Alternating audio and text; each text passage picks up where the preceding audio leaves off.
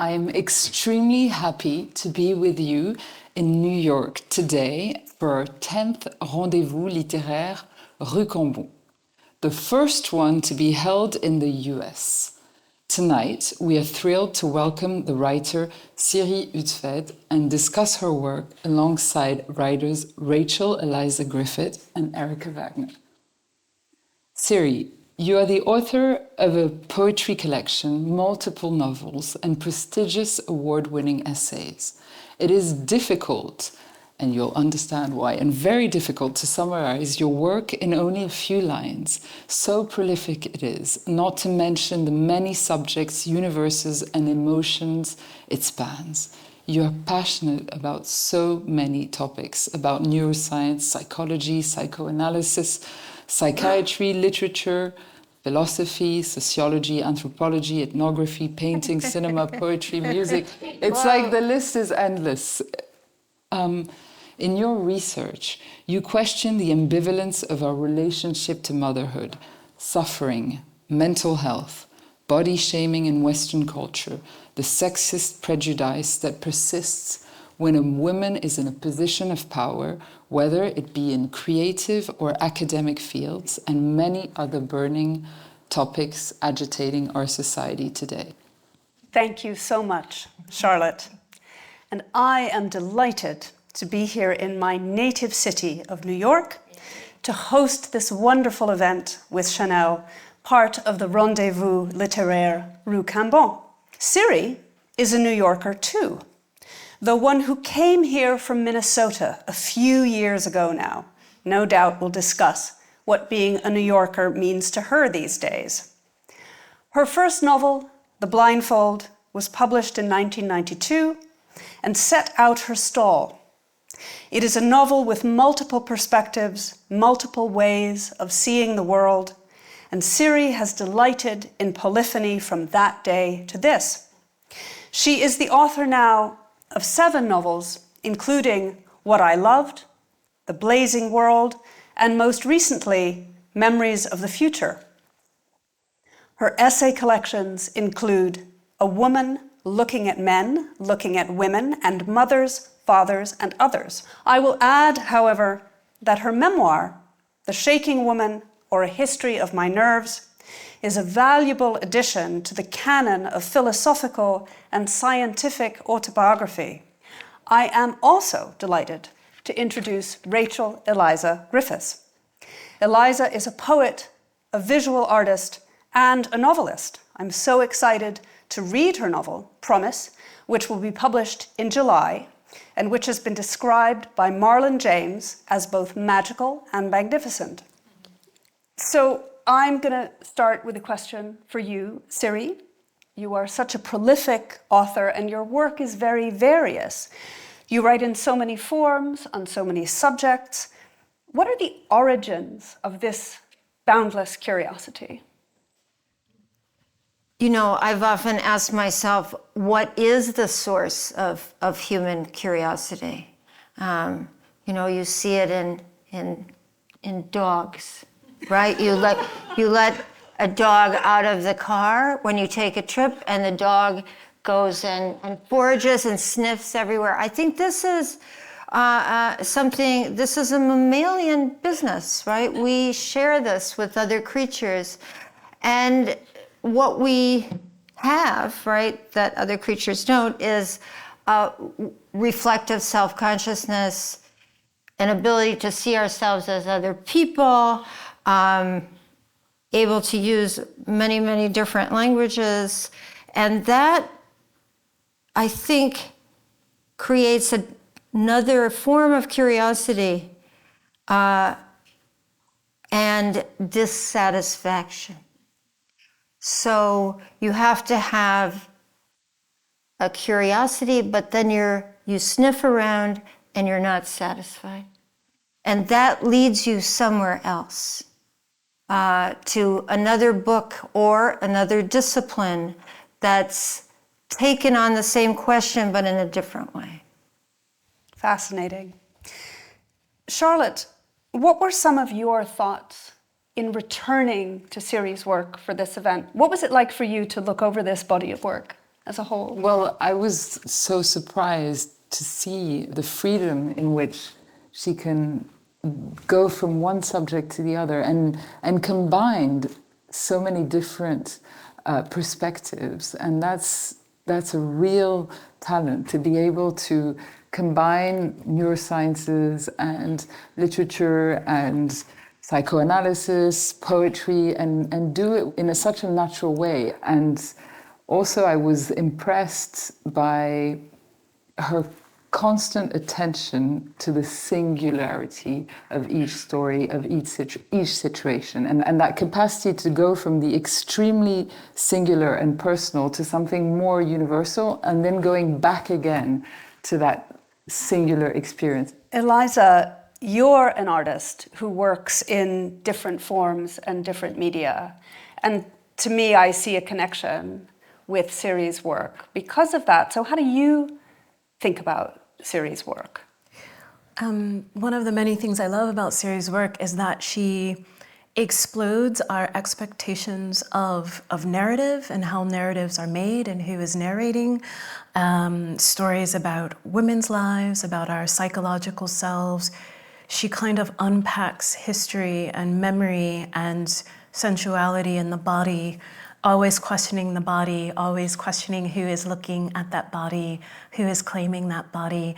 And I feel her rigor, her discontent, as she mentioned in the sniffing, her discontent becomes a rich space for her readers and for other thinkers and philosophers. And so there's something indomitable about her spirit, and there is her generosity. And I do think that is a rare combination in a mind and in a life. So I very much admire that about Siri, amongst many other things. I'm not going to be able to get through this. You know? You're just going to have to keep listening to us. I'm going to saying wonderful things about you. Yeah, it's a hard road to hoe. Very, very pleasurable and embarrassing at the same time. Well, you are going to be able to hear, too, as I said, some of Siri's work.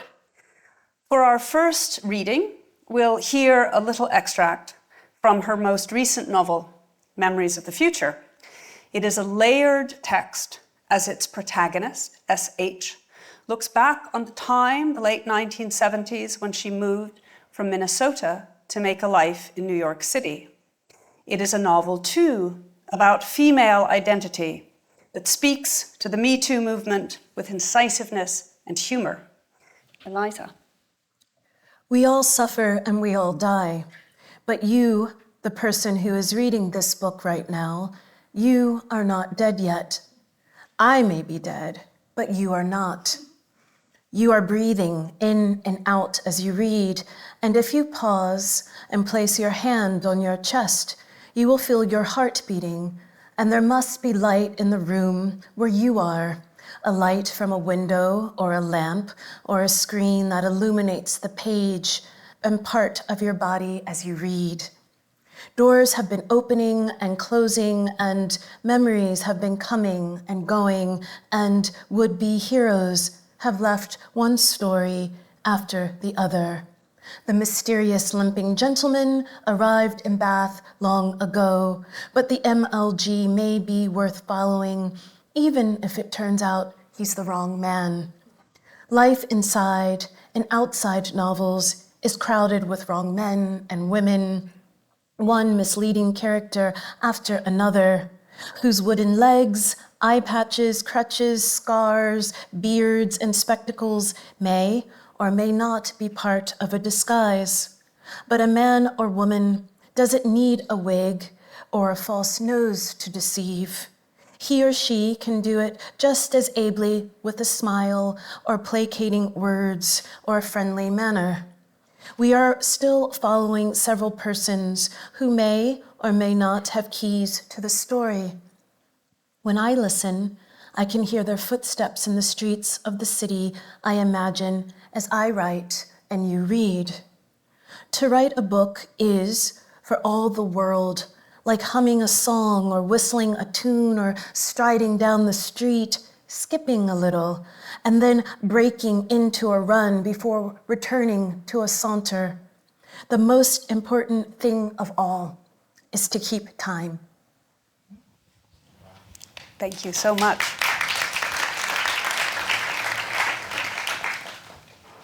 Siri, I mentioned MeToo in my little introduction to that extract. How did the growth of that movement make you reflect on your own past, and how did it affect the writing of this novel? It was funny because the whole Me Too business exploded when I was pretty late in writing the novel. So that there is at the very center of the book a sexual assault, and that had already happened. And then I thought to myself, finally, you've written a topical book.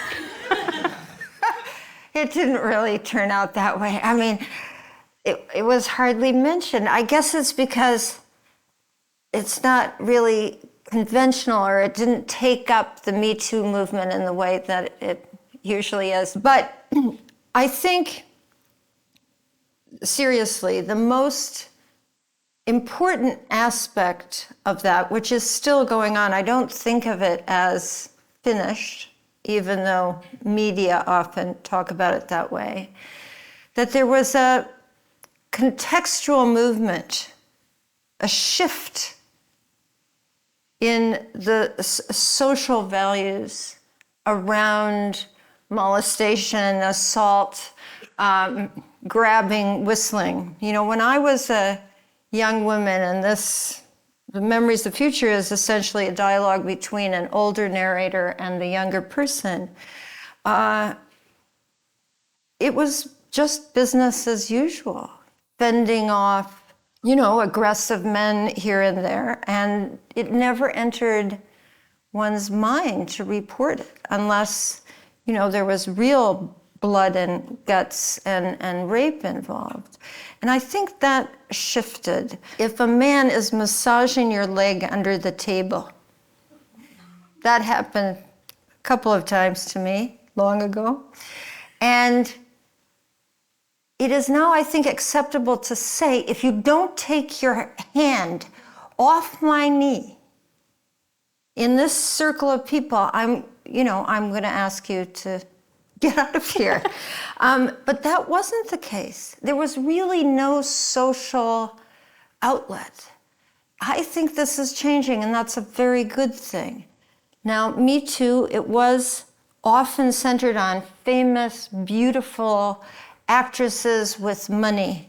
And I would think I also worked as a waitress for, in my young days to make money. And restaurants were places of hierarchy where men would,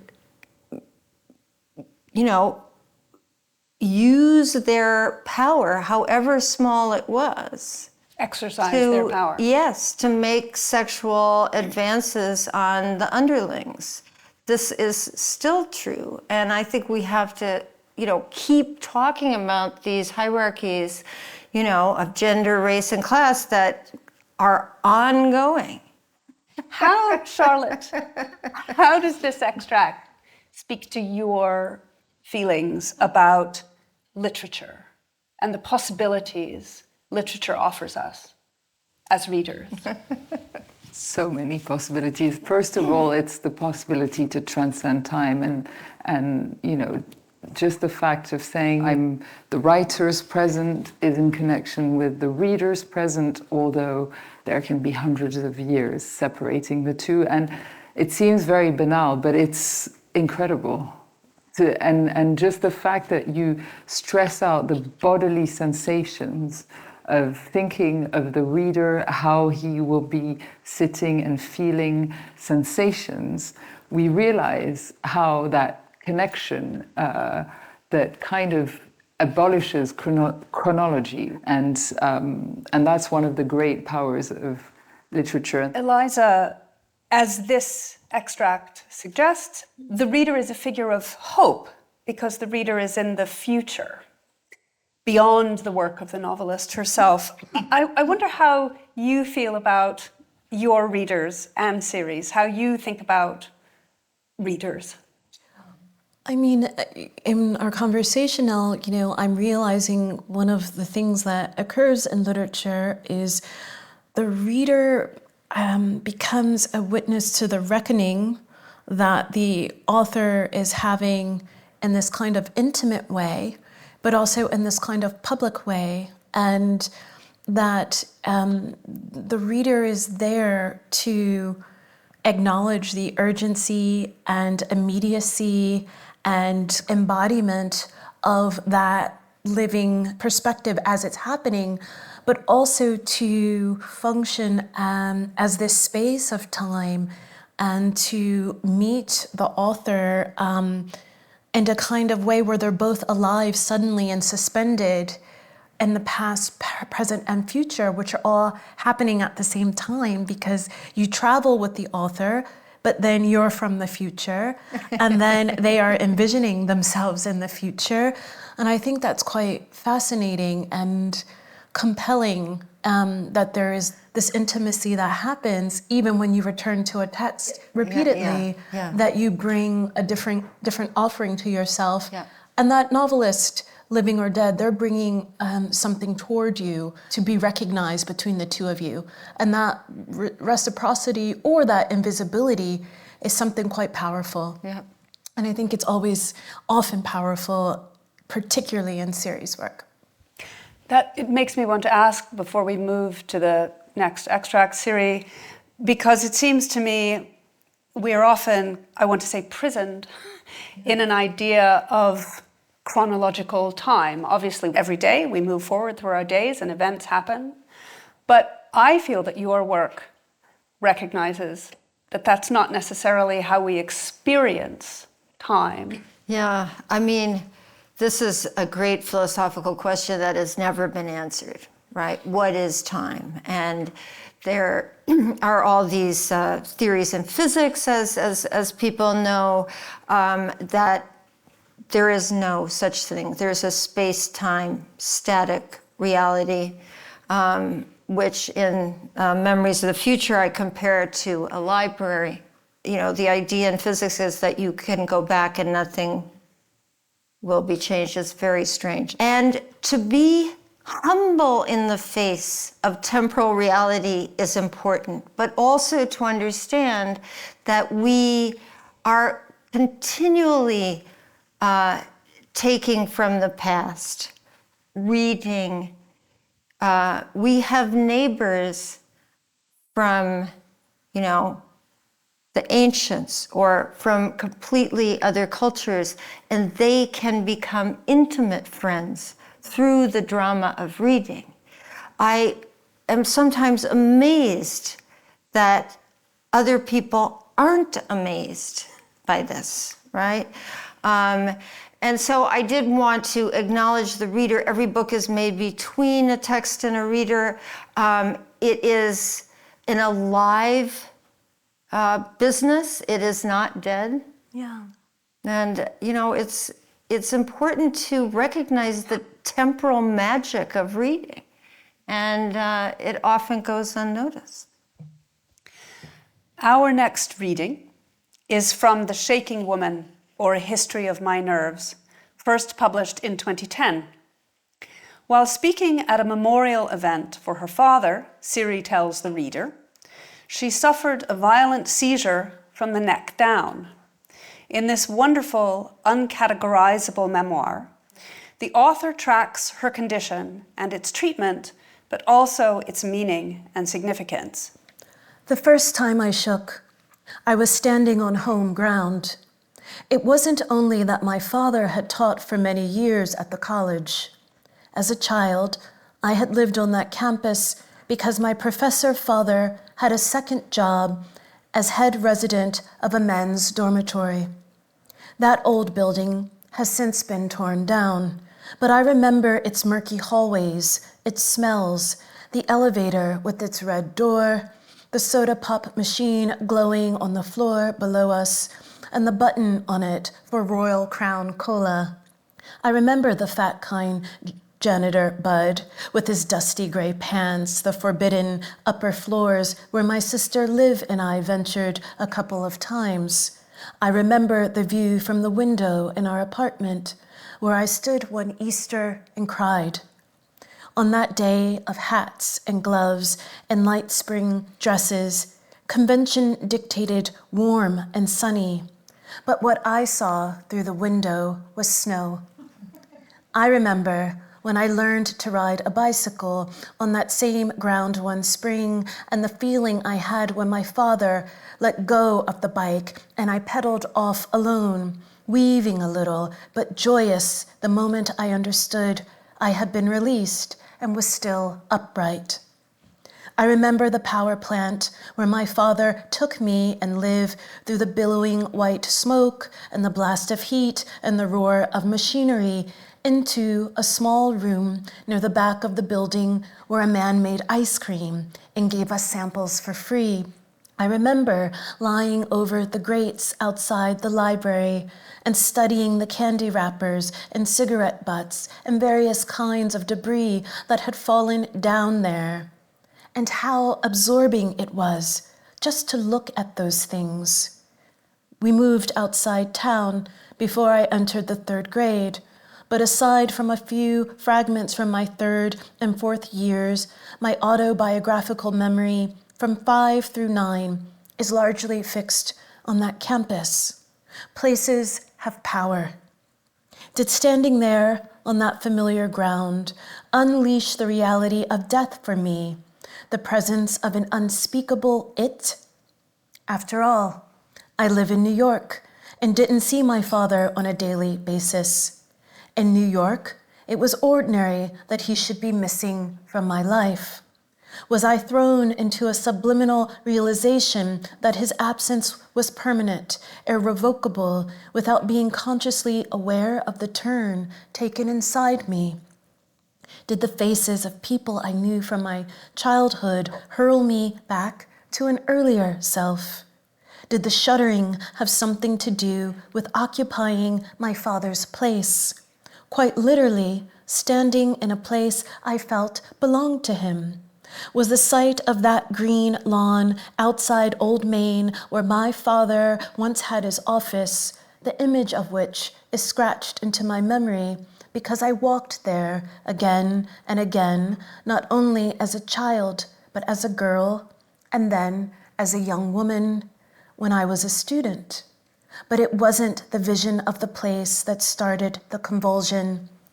It was the act of speaking. It began with the first word and ended with the last. Was it connected to a memory?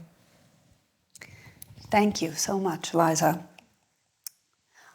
What does it mean, Siri, Yes. to make yourself the object of your own story? It's called The Shaking Woman, or A History of My Nerves. So The Shaking Woman is the alien 3rd-person object, and A History of My Nerves acknowledges the fact that the shaking you. woman, and I'm the shaking woman. And I didn't know it while I was writing, but the arc of the book is from the 3rd-person feeling of being possessed by an alien power to recognizing that I am the shaking woman. That's the last moment. I did not know I was going to write that. Did you know the title at the outset?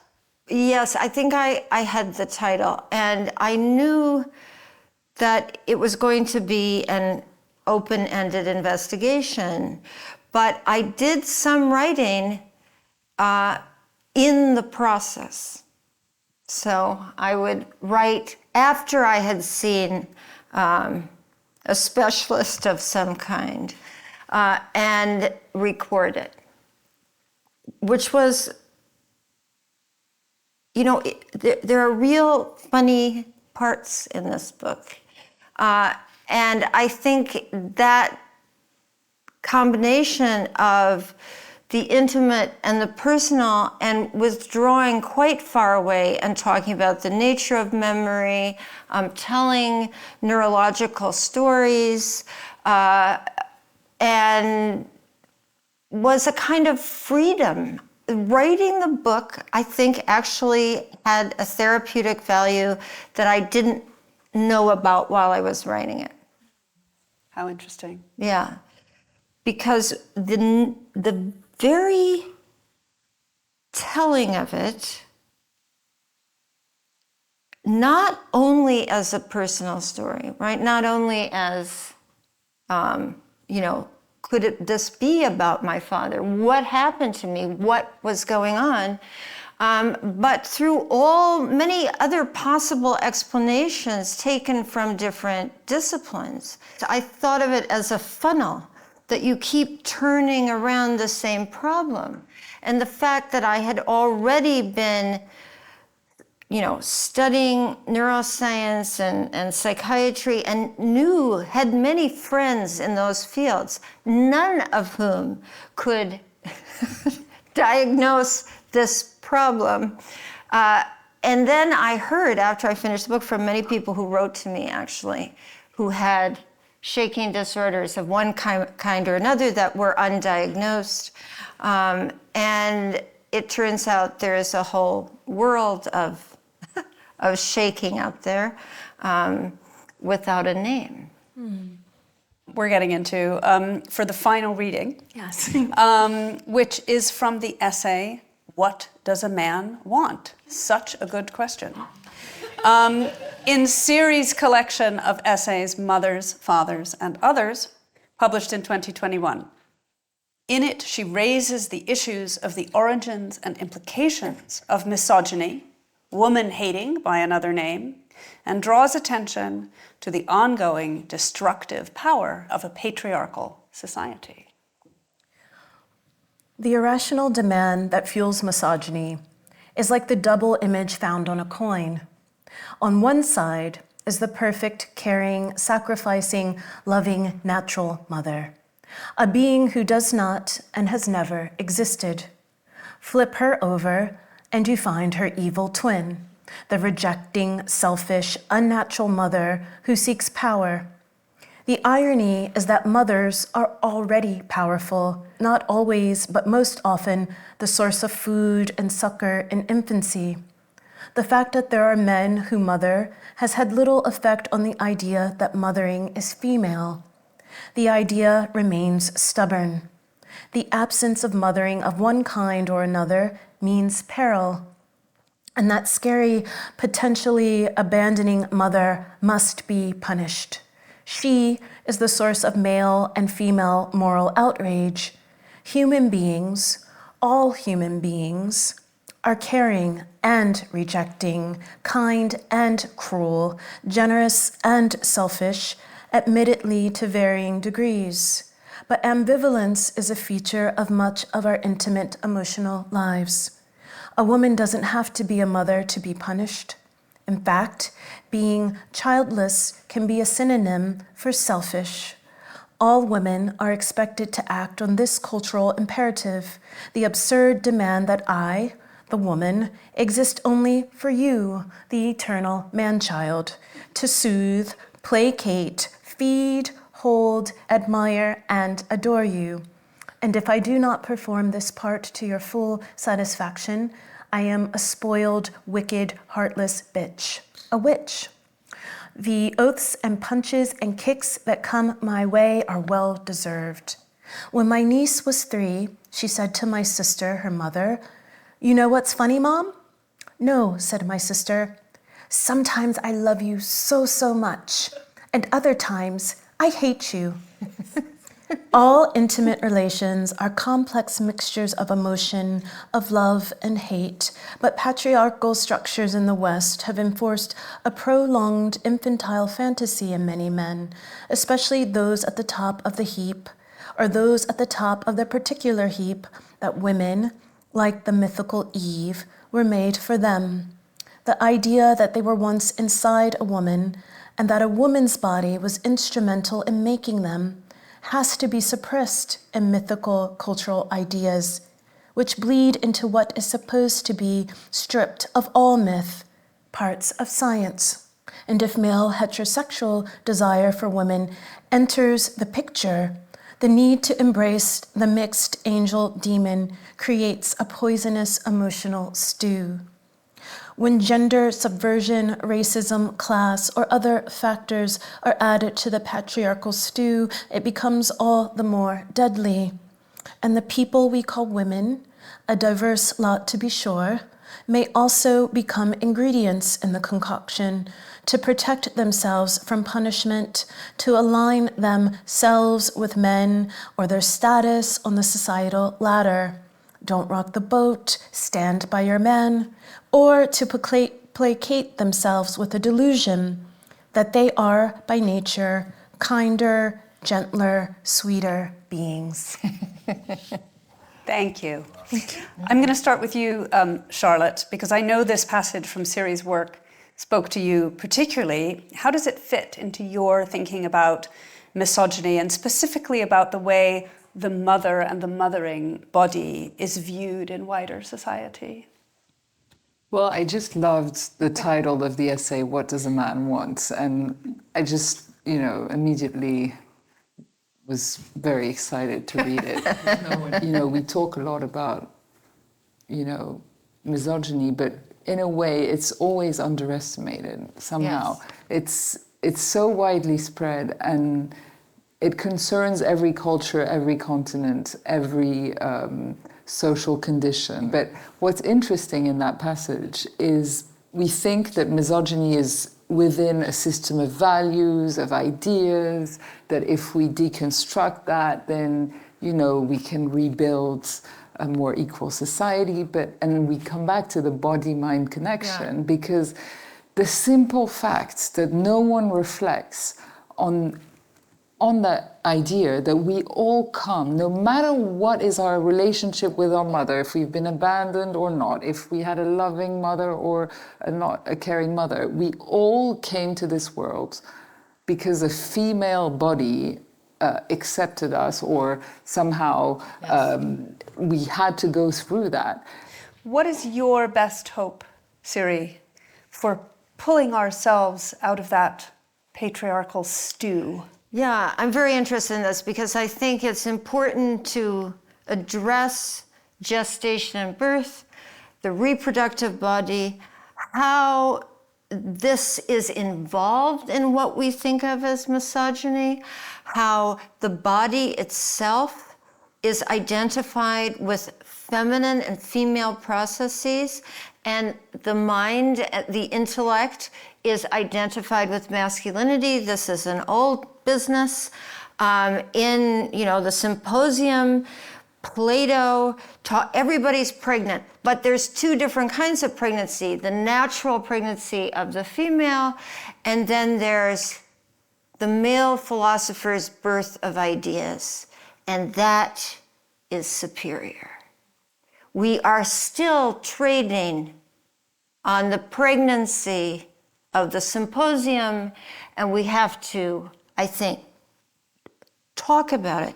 There is a fear often of speaking about biological processes and gestation because it's identifying, let's say that sometimes feminists can be nervous about talking about that because biology has been an enemy of feminism. Women are reduced to their reproductive capacities, but something moving and fluid that goes on until we die, and frankly, even afterwards, because there are processes of decay that are active. Scramble the damn categories. I really think we have to do that.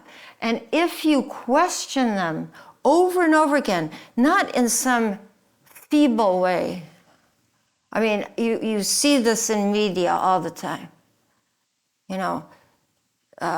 We hate binaries or whatever it is. No, let's think through and keep talking about what these categorical divisions that we make mean. Eliza, I believe you wrote your first novel, Promise, in part as a tribute to your late mother. And you have said that it is a love letter to my mother and the motherless ache I sensed in myself. Can you talk a little bit about what the idea of the mother means to you? Yes, I mean, I think at the language level, I had to empty out the word mother in a way. And what did it mean to be unmothered, to carry the memories I had of my mother after her death, and to think about the real complicated energy when she was alive, and the ways that, coming up, I'm thinking of coming up as a writer in New York, of the different women in my life and how we would mother ourselves, or how we would kind of detach the habits and routines and disciplines of our mothers and claim a different kind of territory for ourselves. And so, mother will always be this kind of very primal, universal word, and yet we have to breathe new, a kind of new energy into it, a new space for it to really live. And in the space of kind of thinking about, this feeling of motherlessness, it also means like, what are daughters and sons? What are the men? What are mothers and mothers? What are mothers and wives? So then all of this becomes very shaky terrain. And I found for myself, working on a novel, when you're young, how much you rely on the mother, how much you rely on the father, but really the mother's body. And as I'm getting older, the places I meet my mother is in my own body oftentimes. And I don't have children, but I meet my mother, and I have relationships where I see, I'm like the maternal person, oh my God, in the dynamic. And I also want to say, I am now my own father too, because I want to bring those energies together. So if I am misogynistic toward myself, where did I learn that from? And now I'm bringing that toward my feminine energy. Speaking of mothers and daughters. Yes. As it happens, we are going to welcome now another artist to the stage to sing for us. Please join us, Sophie Auster, who is going to sing Hey Girlfriend.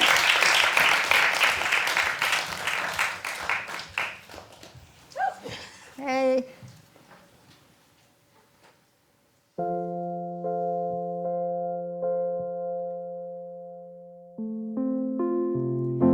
Hey girlfriend, where'd you go? Remember all the things you used to know about me? Used to know about me, oh. Heard you got married too. It's just like you, not to mention the day. I hope you got swept away, oh. Hey girlfriend, is it really the end? Remember that time when we made amends? We wrote our names in the sidewalk in the rain. It's you and me forever, forever or never. Blame me for your blackout nights. I was there to make it right forever. You said forever. Blame me for your blackout nights. I was there to make it right forever. You said forever. Hey girlfriend, I never knew you wanna do all the things I've aspired to. It's room enough for two. Hey girlfriend, come around. Rock solid steady with my feet back on the ground. Ooh, my feet are on the ground. Hey girlfriend, I've been feeling the shade. You walked away without a thing to say, and you only go when you're falling down and you lose your crown. You said forever, forever or never.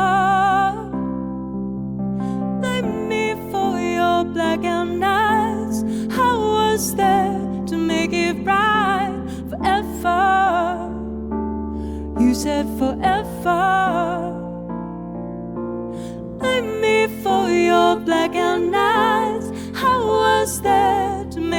right forever.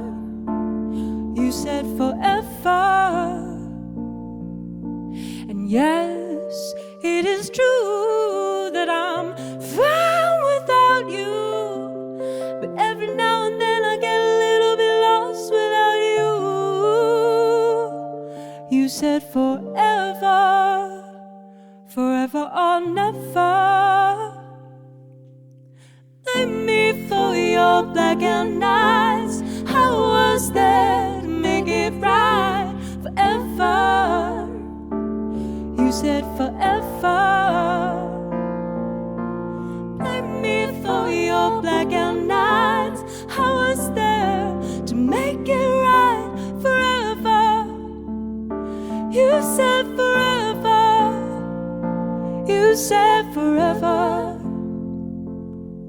Ooh, you said forever.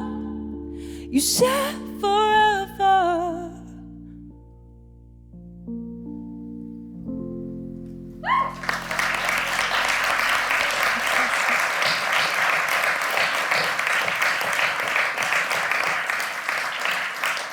Please join us. Thank you so much, Sophie.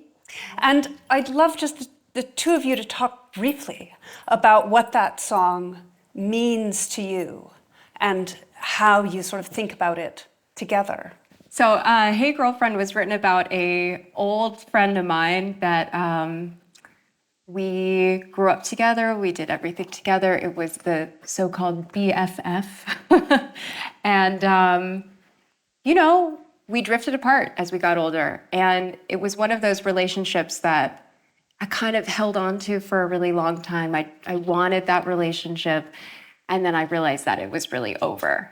And I feel like maybe culturally we don't talk enough about how heartbreaking it is to lose a really close friend of the same sex. It's platonic, it's not sexual, but it's something that is really, really deep. And so I wanted to write about that kind of how painful losing a friend like that can be. Yeah, you know, there's a shyness about passionate relations between women, among women. And it wasn't always the case. You know, in the 19th century, the idea of girls having crushes on one another, you know, whether they were, you know, there's an erotic component to all, I think, human relations of any interest. But these, again, categorical divisions have made, you know, heterosexual love affairs the big topic. And the other relations we have, for example, with our parents or with people of the same sex, love relations, in the 20th century and into the 21st have been ignored. Thank you, Siri. We have a few closing questions for you before we open up to our audience. Selfishly, perhaps, since we're here in New York, where you live and where I grew up, I want to ask you about the meaning of the city for you. There's a wonderful passage that I love at the opening of Memories of the Future, where your protagonist, S.H., finds refuge in the New York Public Library on 42nd Street in its grand reading room fit for kings. It's a place sort of the city and outside the city all at once. It's so beautifully described. What does New York mean to you? Well, you know, the New York that I moved to in 1978 and the New York that we're sitting in now, they're not the same place. I was a graduate student at Columbia, and that neighborhood was completely different. Part of Memories of the Future art is describing these two realities. The bourgeois current reality versus the city that had just been through a financial crisis and was crumbling and much more dangerous than it is now. And I wanted to avoid nostalgia. What it seems to me is always true of New York is that it's always changing. And it's more like an organic creature than a city like Paris that I love. But it does not stand still. Neighborhoods are always going up or down, usually up these days, in various parts that frantically up. But that chaotic reality is exciting. It was exciting then, and it's exciting now. We always ask our esteemed guests, what advice would you give to a young artist starting on her creative journey? Right.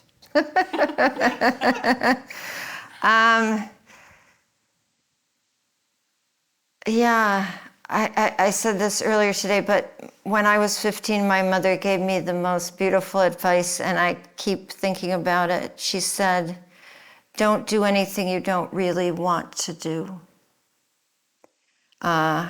And I think for every artist, this is very good advice. I think about it a lot. Is this what I really want to do? And don't do anything that I don't really want to do. I think this is good advice for any human being, but for artists in particular, it has resonance because you don't want to betray the emotional truth that will make your work something of value. Thank you, Siri.